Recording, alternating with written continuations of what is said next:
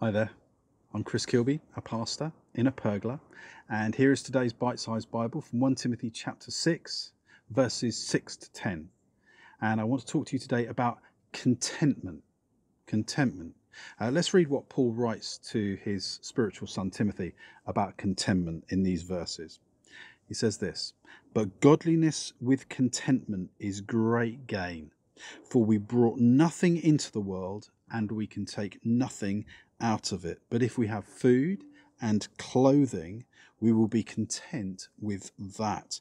People who want to get rich fall into temptation and a trap, and into many foolish and harmful desires that plunge men into ruin and destruction. For the love of money is the root of all kinds of evil. Some people eager for money have wandered from the faith and have pierced themselves with many griefs.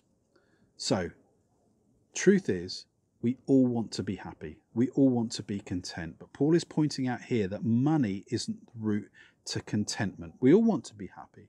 And we often hear, don't we, of gap year students who want to go off for the year and travel and find themselves and discover what life is really about by discovering their inner self. And really that's just a bit of old Greek Stoic philosophy that somehow contentment is found within. If we look deep within, we will find contentment.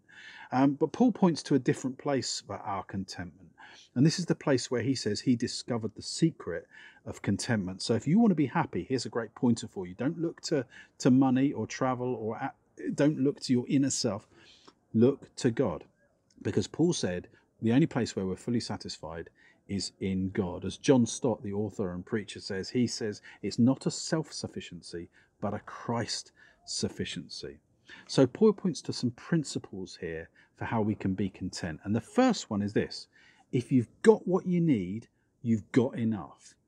He talks here about food and clothing. I'd add to that shelter probably. If you've got food and clothing and shelter, you've got what you need. And therefore, you don't need to strive and you don't need to compare yourself to others, whether you've got more or less. As long as you've got what you need, you've got enough. The second principle he points to here is that if we want to get rich, we fall into a trap. He says we get tempted and we fall into a trap. Now, I grew up on a farm and we had traps on the farm, and traps are not good things. Traps get hold of you. They grip you. And so your love of money becomes like a drug, and you can never get enough, and you're caught, you're hooked, and you stay there. The point of a trap is that you're caught in it until you die. And a love of money will mean that you never have enough. And you'll be trapped in it until you die. And in fact, it's even worse than that, because Paul says that a love of money is the root of all kinds of evil. So if money becomes our motivation and money becomes the place where we think we're going to find contentment, it leads to these things. Let me list them for you: selfishness, cheating. It can lead to fraud. It can lead to robbery because you haven't got enough. It can lead to envy because of others have got more. It can lead to quarrels between people because they think I should have what they've got. It can lead to slavery. It can lead to prostitution, where people are exploited for financial gain. It can lead to drug dealing. It can lead to pornography. Basically, love of money can lead to all kinds of exploitation of the weak. And I want to say this to you: contentment in Christ is what brings peace, not a love of money. So be content in Christ.